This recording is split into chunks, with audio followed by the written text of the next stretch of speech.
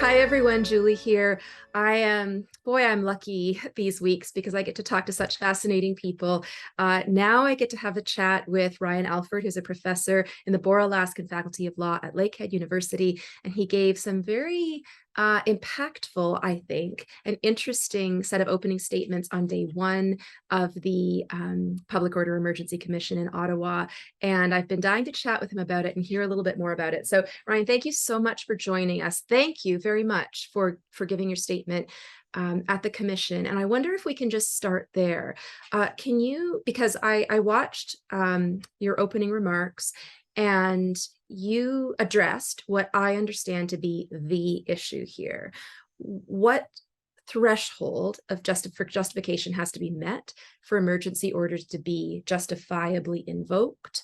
And then you were very brief, right? So can you just summarize that for people who may not have seen it and explain to us what the threshold should look like, and then what we did or didn't see in February of this year?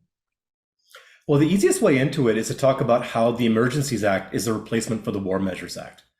So prior to 1984, and this was the model that was used, for instance, for the FLQ crisis, it was merely the case that the government had to say, well, this is a national emergency. And that was the only threshold. And it was open to a lot of abuse. We had hearings that went on. So something very much like the Public Order Emergency Commission, called the MacDonald Commission, technically called an inquiry into certain matters involving the Royal Canadian Mounted Police. That inquiry went on for years and years, and the recommendation was, well, we need something else. We need something that will not allow for this kind of an abuse. So essentially, when they put in the Emergencies Act, they said, it's not just going to be the government say so. It's not going to be just trust us. It'll be, okay, do you meet these particular reasons for expanding the jurisdiction of the federal government and expanding the powers of the cabinet, which are both really problematic. So it responds to that problem. And what it does is it says, okay, the type of emergency that you're having, is it a public order emergency? Oh, it is? Well, then you're going to have to establish it as a threat to the security of Canada. And that threat to the security of Canada has to be of the kind specified in the CSIS Act, which also came out of the MacDonald Commission, because it took away these powers from the RCMP and it gave it to CSIS. And the government, in its statements, so when it said to Parliament, okay, this is the reason why we're invoking the Emergencies Act, it was pretty clear it was relying on Section 2C of the CSIS Act, which essentially is about how there's a threat to the security of Canada that's coming from people committing acts in support of acts of serious violence towards people or property. That, by the way, is language taken from the Criminal Code's definition of terrorism. So that section of the Emergencies Act, referencing that section of the CSIS Act, is saying these emergency powers are only valid if the government can demonstrate that people are taking action in support of terrorism.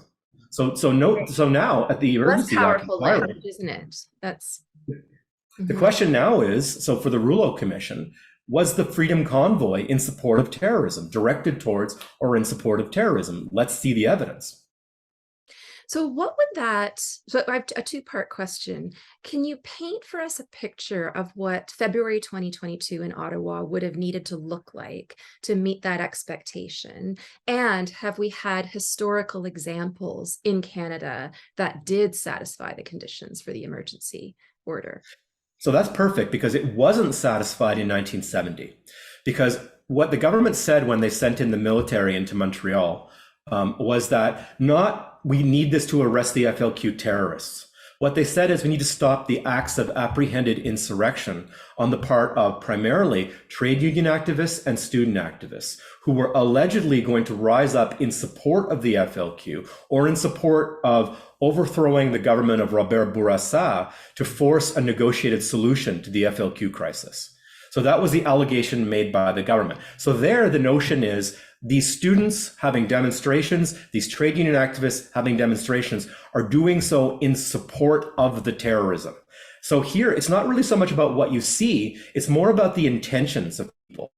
So the idea would be the Freedom Convoy is saying we're going to do this in order to create cover for something else or to allow something to happen. We're going to allow people to smuggle a fertilizer bomb into a truck and that that's going to be detonated outside of Parliament. And unfortunately, as we're starting to see, there's absolutely no evidence that that was anyone's intention. Well, on the topic of what we're starting to see, it was very interesting. I felt very lucky to have happened into the testimony last night by OPP Superintendent Pat Morris.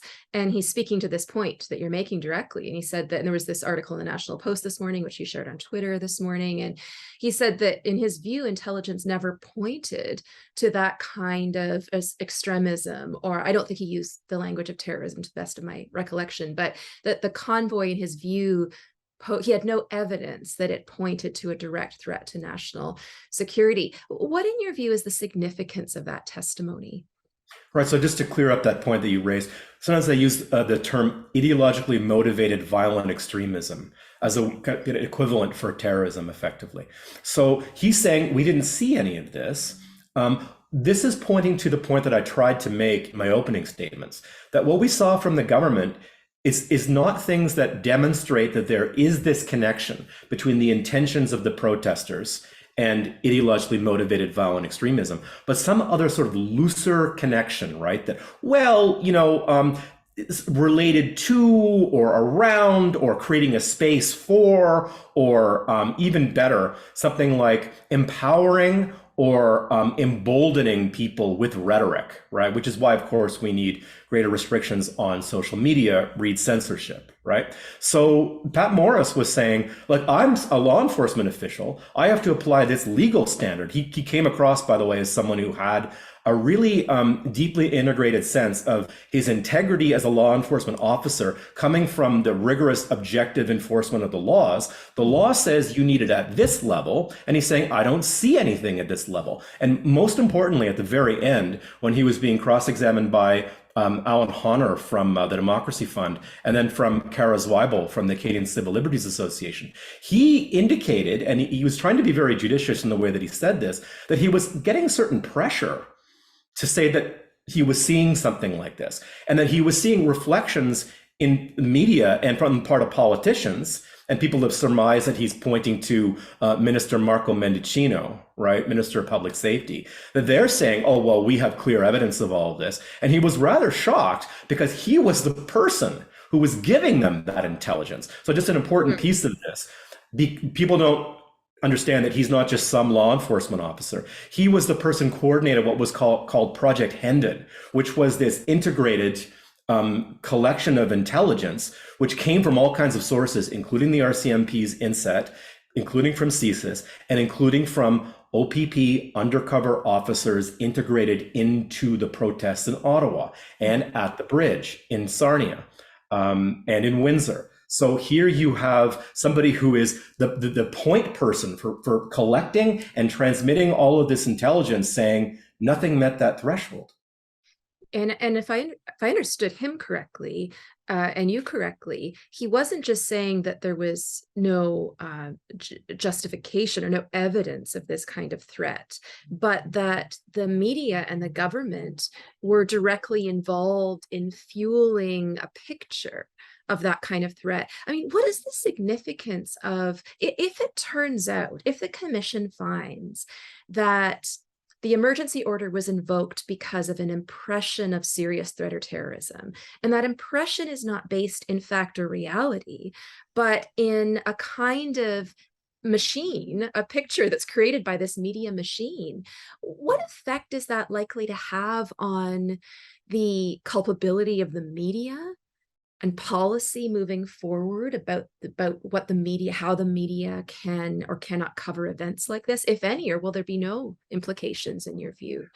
Well, I think we need an independent media, because one of the most troubling things for me was in this official explanation that the government filed in Parliament. So this is the government going to the body to which it is continuously responsible and saying, here is our official explanation for why we did this.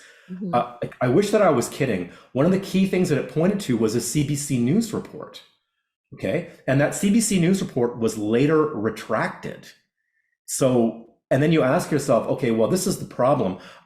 You're relying upon news reporting. And then the question is is this news really objective when it's absolutely clear that legacy media depends upon subsidies from government in order to function? Not just CBC, but a broad swath of the Canadian media. They know that when the government stops funding them, they can no longer function. So, there's a board that decides how these subsidies are being handed out. And people were shocked to see who was appointed to it, including the former president of a union called Unifor, who was later essentially removed from that position owing to corruption, right? So this is just very troubling because the government funds the media that then allows them to form the conclusions that, perhaps they want to reach. Clearly, that was the implication. And then there's no consequences because they can say, oh, well, I was looking at the media. But more importantly, just to open up the picture a bit, you had the officials in Ottawa testifying right before Pat Morris. So the mayor of Ottawa, city councillors, and I'm terrified. There was so much violence. There were protesters ripping masks off of people. And then as we do at inquiries, we say, did you see that? Yes, Alan did a very good job, I thought, examining. And they say, no, I heard about it, from Through the media repeatedly. And this is just amazing, right? So I could imagine in the progressive world in which we live, using footage from the media or even editorializing from the media as evidence in court. Are we or worse, right now? it's a conjecture about the connections between people and other people. There's a tremendous amount of that was in the media, and then this also was used to gin up this standard, right, or try to get us to the threshold set by Section 2C of the CSIS Act. Well, this person knows that person who also knew this other person. And again, Pat Morris's testimony went directly to that, particularly when he said there was very little connection between the Coutts protest, never mind the people around the Coutts protest, and the protests in Ottawa. But the media doesn't say, okay, well, let's think from the legal standard. They play this very weird guilt by association game to drive clicks when it's then, okay, well, this person was observed with that person who then spoke to that person. And we've seen that go so far as to implicate the leader of the official opposition.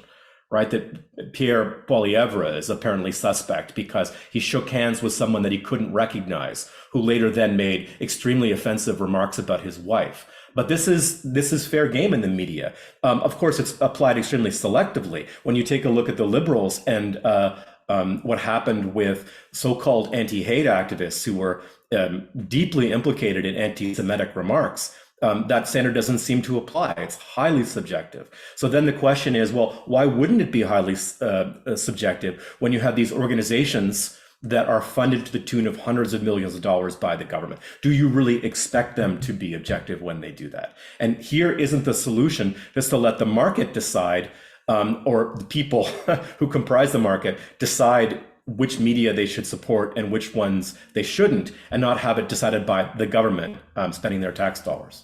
In February, one of my big questions was, who are the major decision makers in Ottawa? And who was mainly responsible for invoking the emergency order?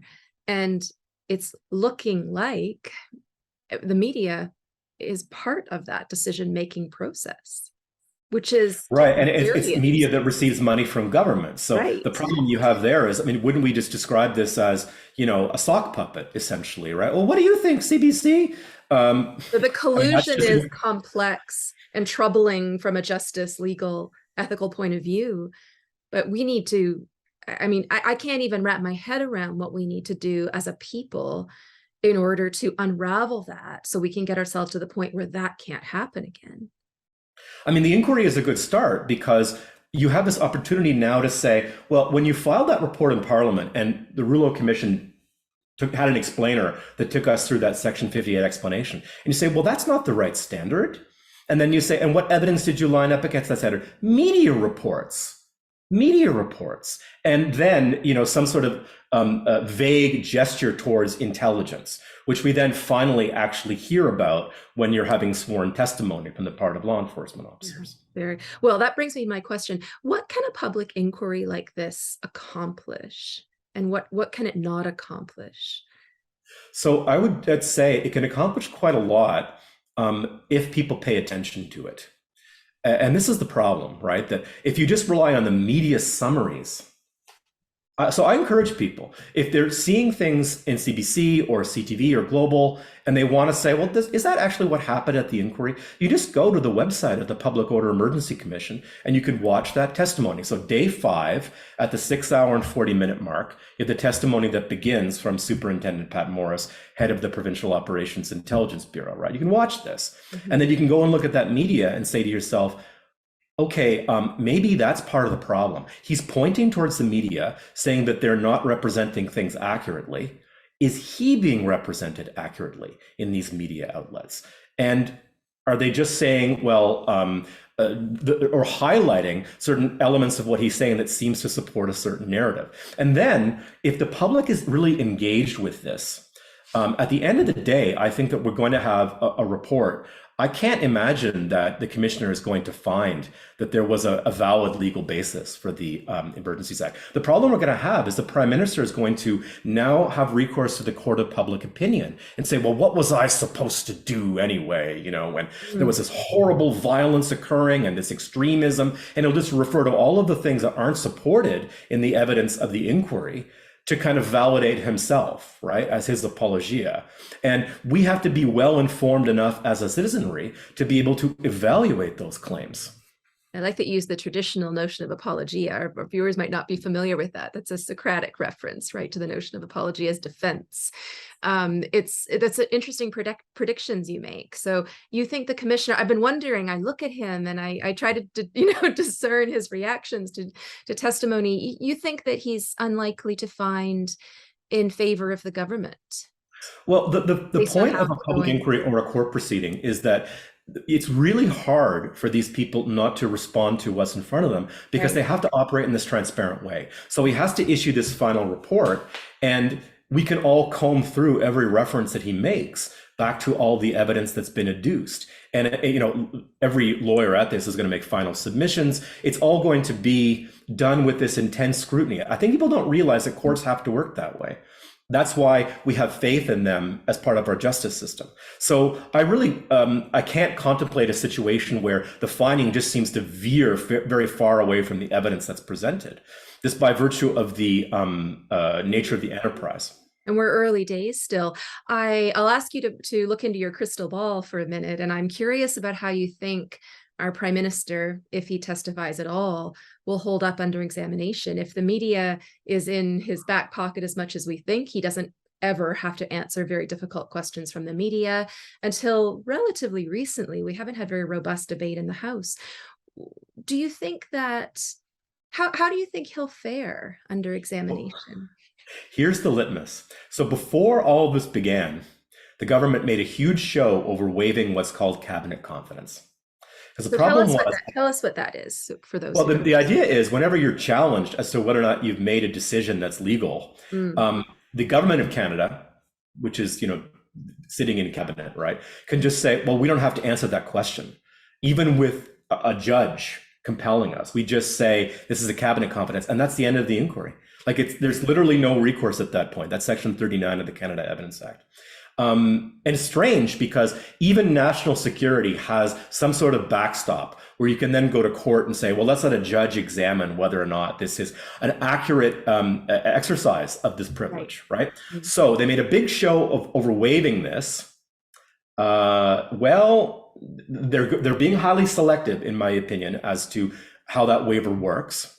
Now, when you finally put it to Justin Trudeau on the stand, when the RCMP, when the OPP Intelligence Bureau, when CSIS were telling you that there was no threat of the type that you put before Parliament, how did you make that decision? If he then says, I can't answer that question because of sister-client privilege or because of national security confidentiality or because of cabinet confidence, you know that he's got nothing. Because he very much wants to make a case. I think he very much wants to tell people this was all above board. But if he absolutely has nothing whatsoever, he's going to just have recourse on these very legalistic ways of escaping responsibility. But I think that would involve a major loss of face if indeed people are paying attention. If we don't just take this notion that, well, I had a really good reason, but I can't tell you in a highly charismatic way. If you only looks off in the middle distance, if only you understood the secrets that were put in front of me, that I felt this momentous responsibility. If only I could tell you, Worked but so I far. can't. Yes, it's been that's been his act all along. Right. But I think that at that stage you just say, but you have the burden to do this. So Yeah. in this situation where you say, just trust me, well, we're not in that paradigm anymore. This isn't the realm of politics. It's you need to put forward evidence. And if you just say, I have the evidence, but I can't show it to you, you then say, well, that's no evidence at all. We're not in the realm of politics anymore, but we're not quite in a court of law either, as I understand it. Can you Yes. speak a little bit to the expectation for veracity when it comes to the kind of testimony that we see in a public commission like this? So, what are the consequences if you aren't telling the truth to a Well, full? it's sworn testimony, so it's under oath. So there are the typical criminal code remedies for someone who's found to have perjured themselves. And this has been known to happen. There was a commission investigating something rather problematic involving Airbus during the time of Brian Mulroney. For those of us with very long memories. But is it highly likely that there'll be prosecutions for perjury? No, but there's just enough scrutiny, I think, that the sting of that would essentially be disqualifying for any politician, for any law enforcement official, and the people who are just regular individuals. I think that they would anticipate that they might face a criminal code prosecution were they to manifestly lie on the stand, so to speak. The big difference between a commission and a court of law has to do with the powers related to the finding. So even when it's clear that someone's done something unlawful, the commissioner doesn't say you broke the law, because that's just the final step that he can't take. He's not empowered to say there's been a finding of liability. So essentially what he does is he just says, this is what you did as a matter of fact, right? You made this decision on the basis of these facts. So, will there be daylight between his finding and this notion that this was a misuse of the Emergencies Act? Probably not, because there's no actual liability for having done so, other than political responsibility. I can't help think, but tree falls in the forest, no one hears it. Does it make a sound? If testimony is given at the inquiry and the media doesn't cover it, what is the upshot? What is the implication for policy or public trust? And we have to, doing interviews like this is so important. It's what we can do, I think, to try to bring to light what's happening. We're certainly going to post, you can Google Public Order Emergency Commission. We're going to post the link below. So if you're watching, please take Professor Alford's advice and look for yourself and pop in a few different times, because there are very different kinds of people giving testimony. There are government officials, elected, unelected, there are citizens, there will be convoy organizers. And so give yourself a smorgasbord of testimony to have a sense of what's really going on. Because I think one thing we've learned over the last year or so is that we can't rely on our mainstream media outlets to do the work for us of hearing and translating the testimony. And we have to do that work ourselves. So thank you so much for joining us today. I hope you'll come back maybe in a week or so and let us know what you're seeing as the commission unfolds, because it's going to be an interesting few weeks, I think. Professor Alford, thank you so much for your time today.